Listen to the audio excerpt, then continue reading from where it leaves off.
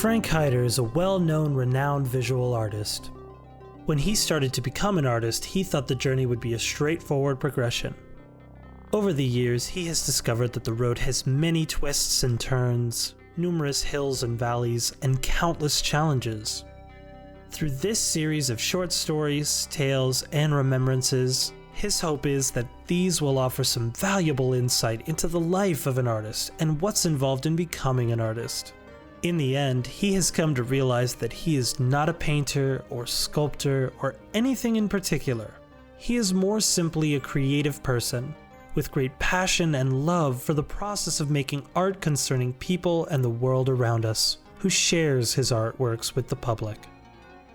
Join us now as we listen to another episode of A Life in Art series.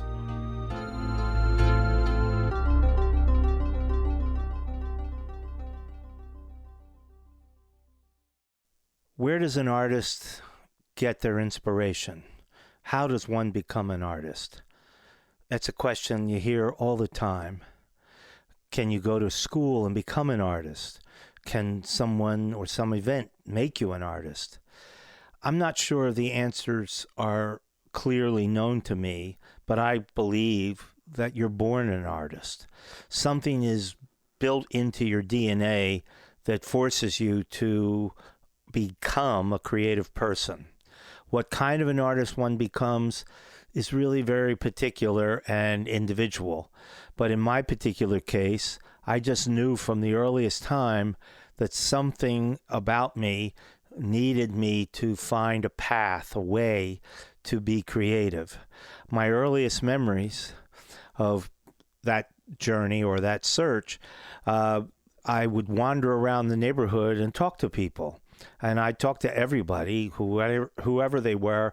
I'd see somebody working in their yard. I'd go into the yard and speak to them. I'd hang around. I'd look at what they were doing. I'd ask why they were doing certain things. There were lots of interesting people, all of them much older than me. I wandered around, went from place to place, and one day, about a block and a half from where I lived, which when you're 4 or 5 years old is pretty far, there was a big yard that had a big high fence around it. It wasn't a closed fence. It was just a chain link fence, and it was covered with ivy. And I was intrigued by this property because as far as I could walk, the property seemed to continue. It actually occupied half of the top of the block and went halfway down the block. So it's about 2.5 acres in retrospect as I look back on it. I wandered in the driveway, which went up and turned and didn't go to an obvious destination like a garage or anything. It went to a sort of an area, turnaround area, of which were statues of which likes I had never seen before. Statues that were made of bronze, statues that were made of terracotta. I didn't, of course, know that at the time, but they were things that I had not ever seen before. And I wandered around this yard. Nobody seemed to be bothering me. And then I stumbled upon this old guy with wearing wooden shoes, like the Dutch boy painters used to wear. And he was planting things in a little garden area. And when I came up to him, he spoke to me and talked to me in a pleasant way, asked me some questions. What was I doing there? Where did I live? What was my name? What was I interested in? And I was fascinated by what I saw him doing. I was fascinated by this place. And I sort of became convinced that I needed to visit this place on some kind of a regular basis. And every time I would come there, I would find this old guy, and eventually I'd get there and he would be working on what I now know was art. In those days, it just seemed like he was working with his hands on paper. And I would ask him questions about what was he doing? Why was he doing that? Where was he going to put that? What was he do? How do you do these things? what I didn't understand, he would tell me as much as he could, and eventually he would hand me drawing materials and ask me if I wanted to draw along with him. And I liked that, and we would do that together, and then he would tell me, okay, it's time for you to go now, and then I'd come back the next day and try again. And eventually I got to know more and more about what he was doing, and then I noticed that he would take a little shiny metal tool and be cutting into a piece of wood and carving into the wood to make what looked like a drawing.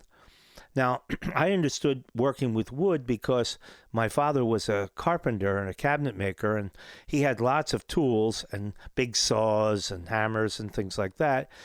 So, but I had never seen anybody work with wood the way this man was. Now, this man's name was Henry, and he was a very eccentric looking guy. As I said, he wore wooden shoes, and he wore a World War II Army soldier's shirt and pants as he worked in his garden. And he had a beard, and he smoked a pipe, and all of those qualities were, in my mind, eccentric. He dressed unusual, he acted unusually, and he did unusual things. But he was always pleasant and always encouraging. As I visited, he would give me art materials to make art and show me how to do things, and hand something to me and say, now do this and do that, and I would do that.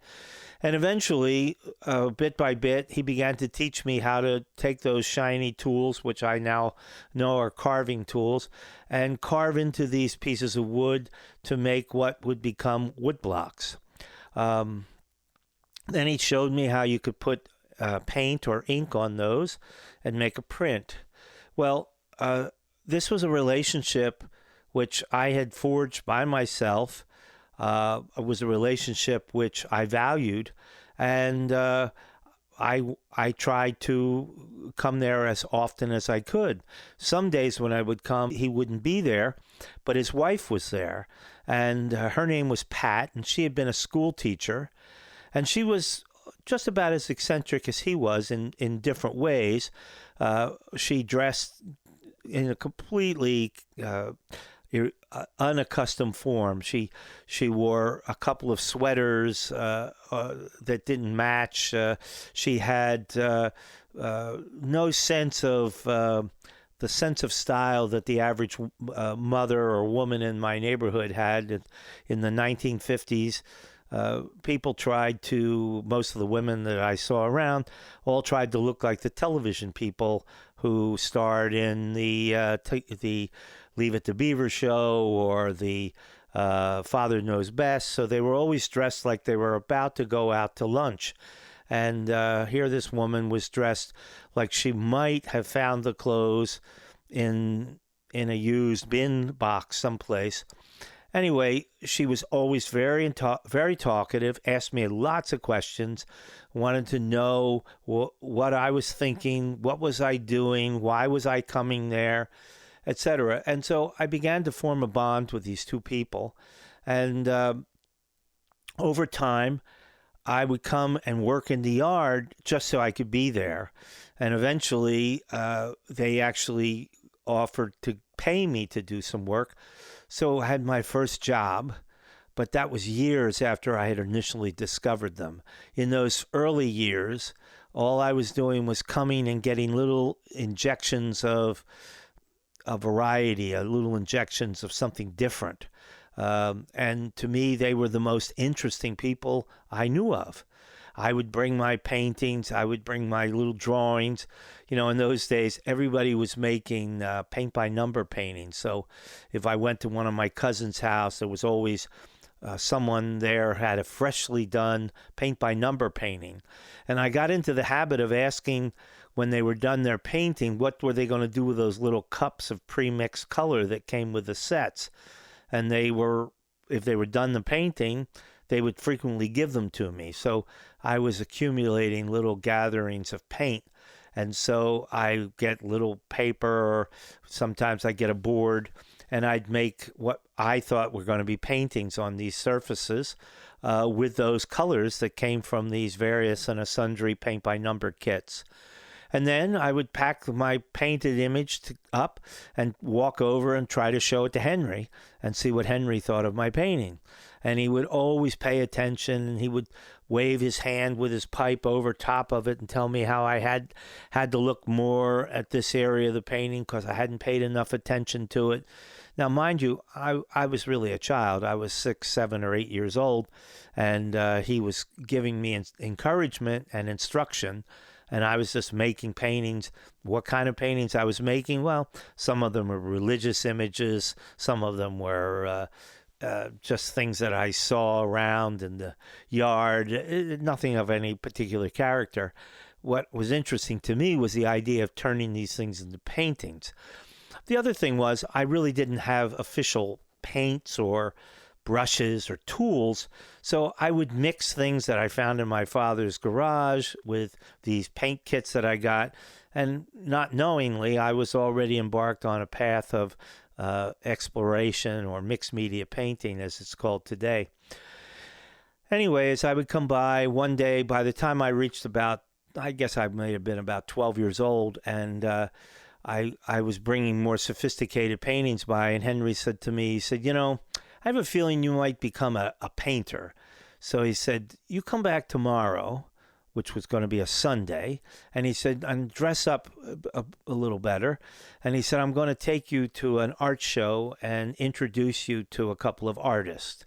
So the next day I came back and I was dressed better, and we got in his car and drove over to Haddonfield, New Jersey, which was a nearby town. And there was a little building there called the Haddonfield Arts and Crafts League, and we went in for an exhibition.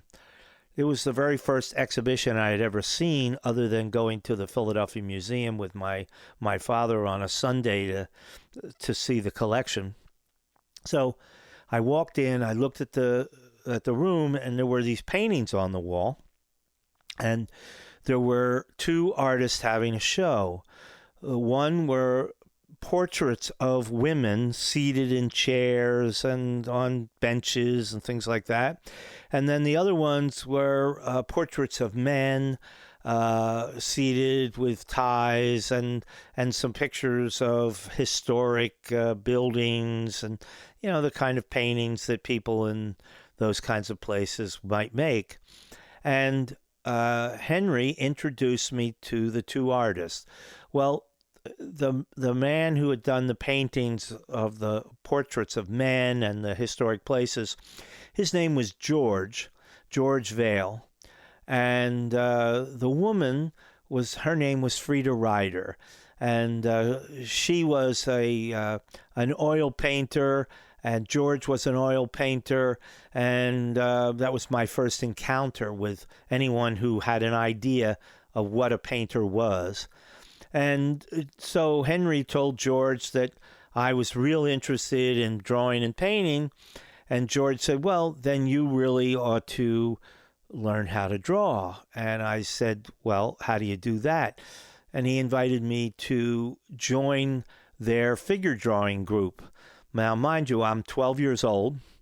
I'm in my very first art show. I'm meeting two of the first artists I've ever met, and I'm being invited to join a drawing group. And I asked a few more questions, and I was told that the drawing group would meet on Saturday here in this very building. So I said, well, what do I need? Well, they said, well, we have to pay the model, and that meant there was going to be a posing model of some kind. And so in order to do that, I needed to come up with, I don't know exactly what it was, but I'm going to say it was about $12 to pay for 4 weeks worth of model use. So I explained to my mother when I got home that I had been invited to join a drawing class. And she looked at me, and I explained that I had to go to this place in Haddonfield and draw from the model.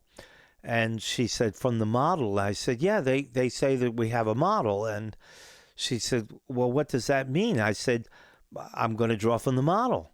And so she also knew me well enough to know that I wasn't going to be talked out of it.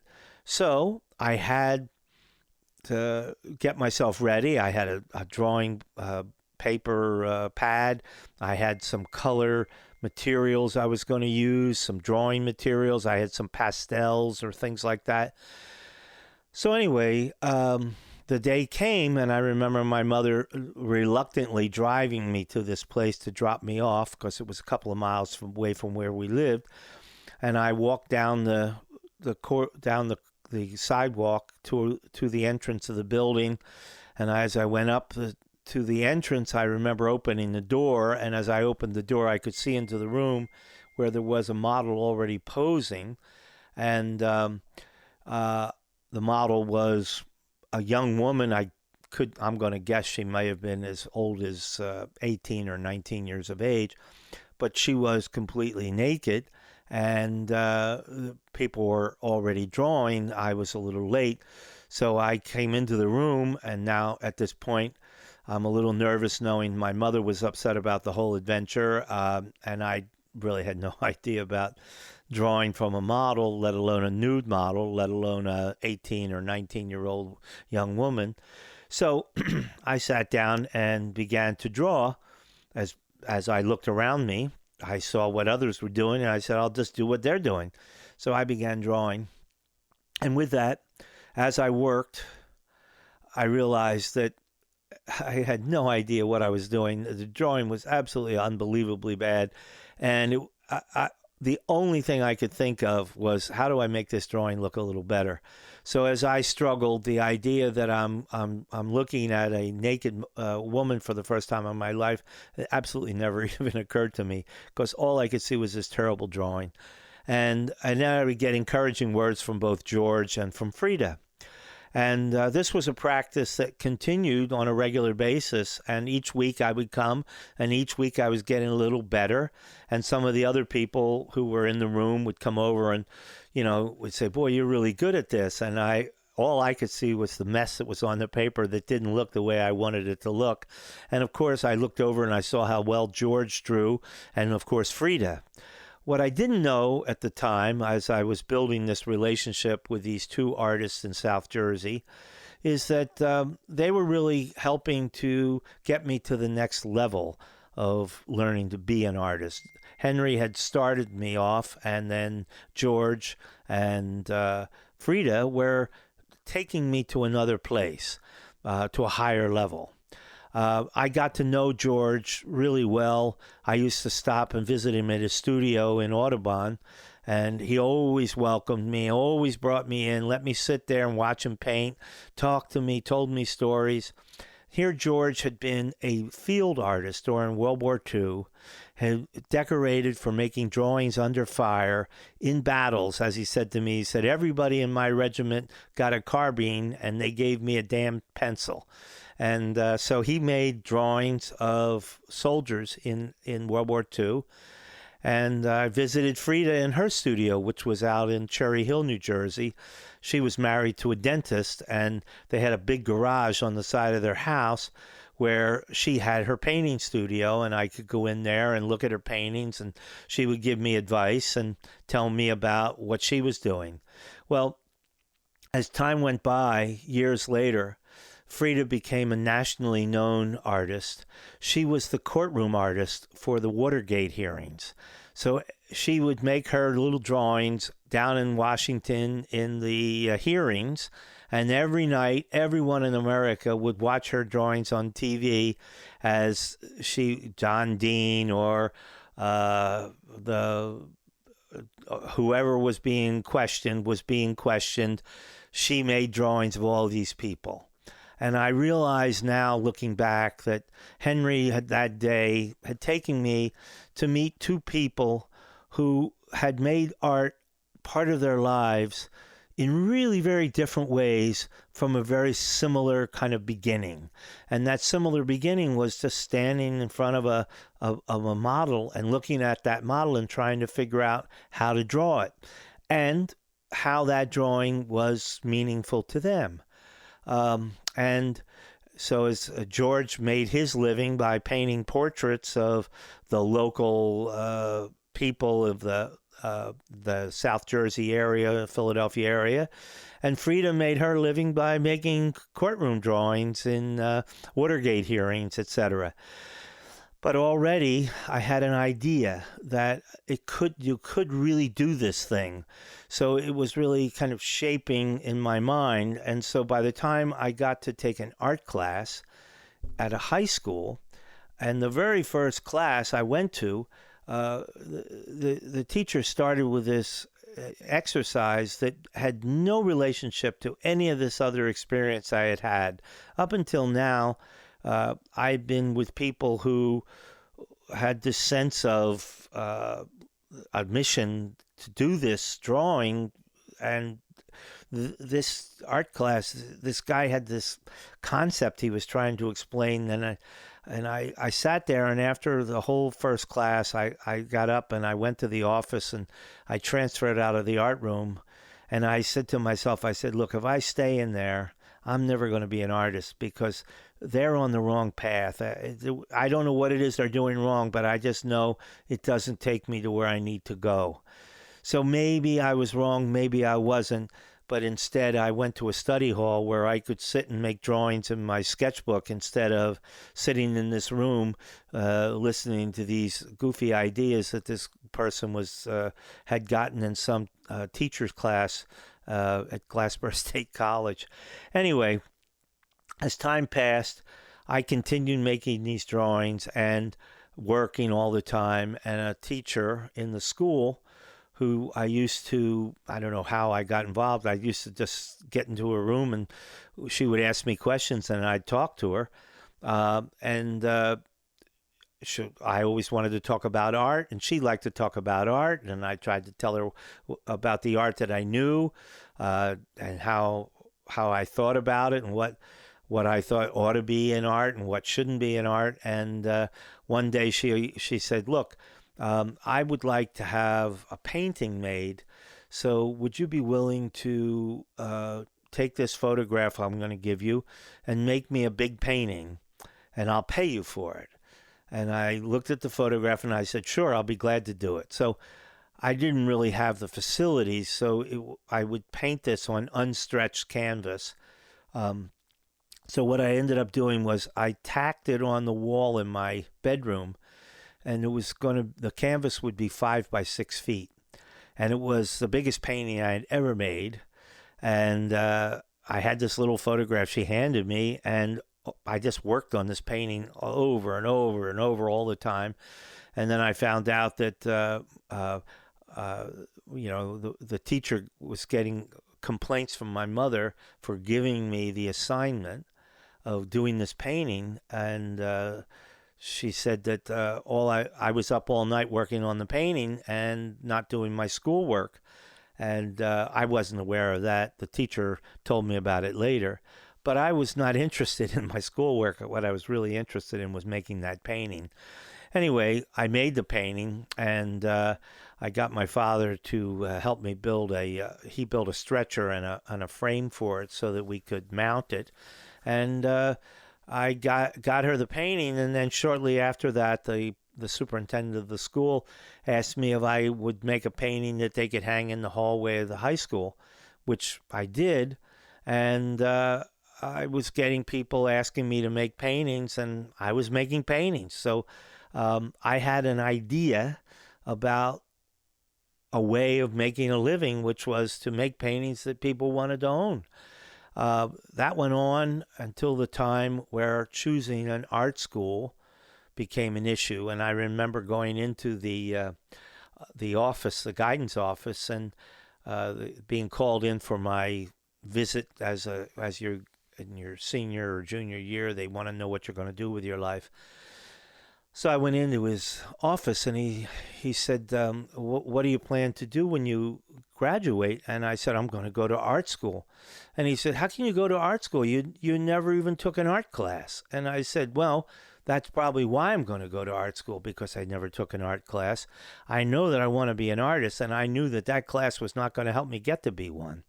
So anyway, he leaned over and pointed towards a stack of books on a shelf, and he said, over there are some college books, And if you look, there's a section with art schools. He said, pick a couple of those, look through them, and see if you can get an idea of what you're interested in. And then he was done with me. So I went over and I looked at all the books, and I sat down, went through them all, and I came up with 5 possible places. And I decided I'm going to go to these schools and see what they're all about. In those days, you didn't do that. Today, that's a very common thing. All art schools have visitation days. They make a big thing out of it. And you go there and they have cookies and food and all kinds of clever things to convince you to come to their school. But in those days, that wasn't how you did it. You just sent them in an application and they looked at it and accepted you or rejected you. And it was all dear applicant.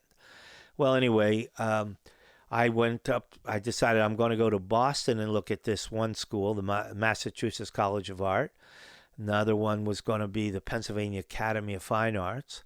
And another one was the Philadelphia College of Art. And then there was one in Delaware called the University of Delaware. And the last one was a school in Baltimore called the Maryland Institute College of Art. Well, to go to the school in Boston, I had a job after work where I was in high school, and I had a job mixing shoe colors to dye women's shoes in a shoe store. So I worked until 9 o'clock or 9:30, and then after that, I was going to drive from my little town in South Jersey, from Audubon, to Boston and get there by the morning so I could look at the art school. My mother insisted on riding with me because she couldn't imagine me doing this by myself. So she sat alongside of me as I drove to Boston from Philadelphia. I never forget that as I was driving the Connecticut highway, there had been an ice storm and the trees were covered with fresh ice. And there was a James Taylor song that in those days that was talking about that kind of an effect, driving through ice-covered trees. And anyway, we arrived in Boston about 8 o'clock in the morning.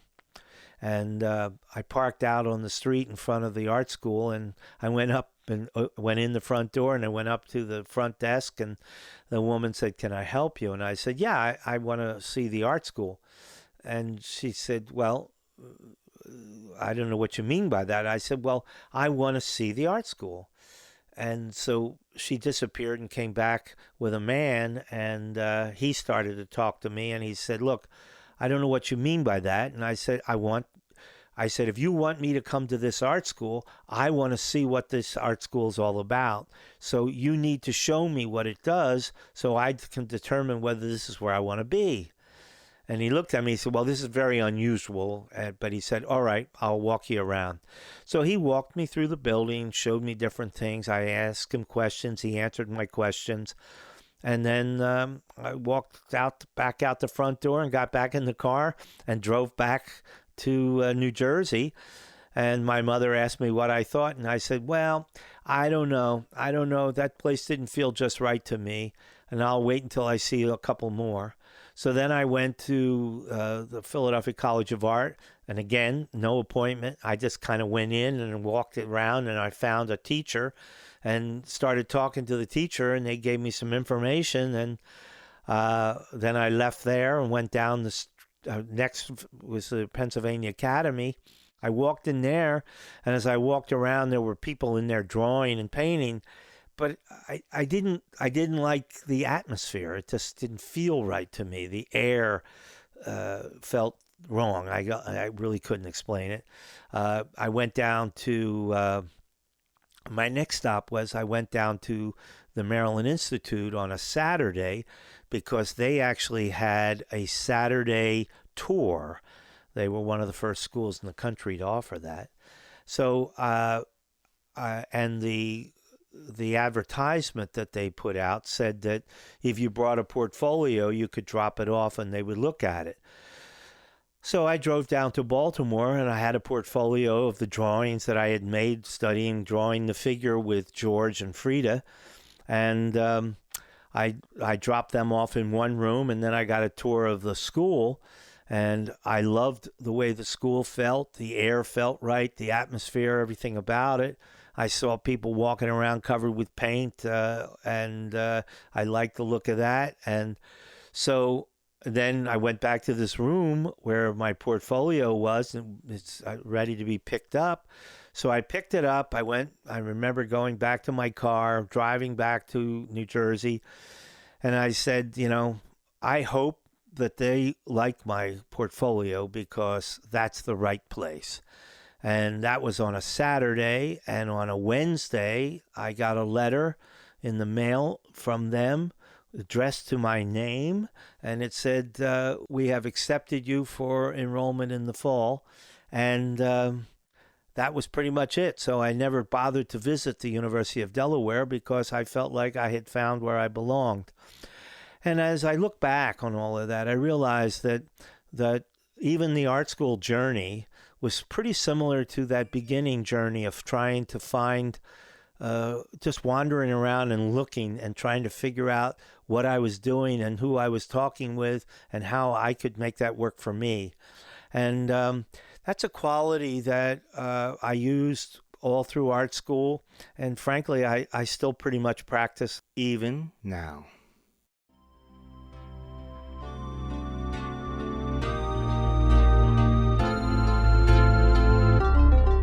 Thank you for listening.